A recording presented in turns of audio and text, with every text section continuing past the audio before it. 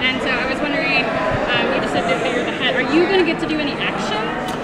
Yes, I am. I think I'm going to get out into the field. I think he's going to be more than just the kind of office bad guy. I think he's going to be a little bit more. It was very difficult to kind of to get everything into the pilot, and obviously they had to choose. And I think the DEO was slightly kind of marginalized, so it's going to be fun to kind of get that out and really explore it. Will you see any kind of connection between the comic book version of Hank Henshaw and your character on the show? Is there any connection? Yeah. Well, you know what I think is really, really great, though? I think what's great about comic books, a little bit like Shakespeare in Shakespearean plays, is that depending on which production you go to, it's completely interpretive. And I think what's great about our Hank Henshaw is that he's going to be very, very fresh, very, very new. He's still going to embody lots of the characteristics of the comic book Hank Henshaw, but I think we're going to incorporate some new stuff. So it's going to be exciting to see, and for the fans to see how we're going to change him and how we're going to develop him. Tell us a little bit about the dynamic between your character and Supergirl. Well, Hank, for some unknown reason, which we may or may not find out, has a real dislike of aliens. Again, in the comic book, Superman was partly responsible for the death of Hank's wife, but again, it's so much of that is kind of not specific. So I think how we're looking at it is that he has a real loathing of aliens, but the reason why may surprise you. So watch this space.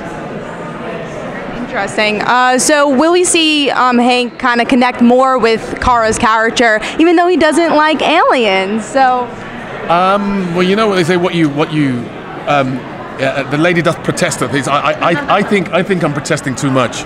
So I think there's got to be a connection there down the line, but that may be revealing and may be exciting. So I felt it when I was playing it. I felt like every line I'm like, why do I hate this woman so much? Why is he having such a problem with her? So it's going to be interesting to see what that reason is and if we can resolve it. Now, this is going to be an action show, so are you going to be doing any of your own stunts, or are you going to be able to? Are there going to be any action scenes involving him? I'm really hoping so, because you know, there is going to be a lot of action in the show and a lot of kind of physical stuff. So, and I love doing a lot of that. I do a lot of my own fights on stage and various other things. So I'm kind of looking forward to getting back in the gym. I mean, I'll probably perhaps a little bit. I've had a really busy year, so I haven't done any training.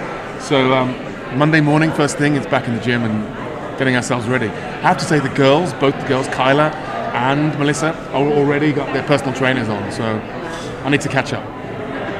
Superheroes are so huge now. What kind of weight does that have on you to make the show great in comparison to all the other superheroes out there? Well, what's different about our show? We have a female superhero, and I think that's what's so great and so refreshing about this show. Is not only do we have like a great cast, but I think it's the strength of it is in the women, and I think it's going to be really interesting to see how Melissa, when you have this superhero, but she's dealing with insecurities, she's dealing with, and I think that those things make her very relatable, and you know, I think you do get it in other superhero shows, but again, because it's so unique having a female there, hopefully we'll have a lot more chance to be maybe explore the emotional aspect of struggle.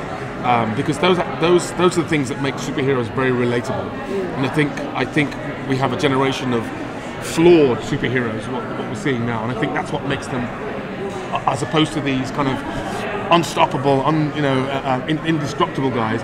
The fact that they are fallible makes them very relatable. So Hank works with Kara's adoptive sister Alex, right, who works with you. Right. So are we going to get that story of how did Hank recruit Alex into DEO, or are we going to get that developed over the season? I hope so. I think I say at the end of the show that she thinks it was the reason why you got me into the DEO because of my sister, and again, that's a lovely moment of insecurity in her, a little moment of doubt, and I say, well, actually, yes, that was the reason why we got you in, but you're why you got to stay. So what's wonderful about the script is it's as I say, it's full of people struggling with their sense of confidence, and it's going to be nice to play that. Thank you so much. Thank you. Great, thank you.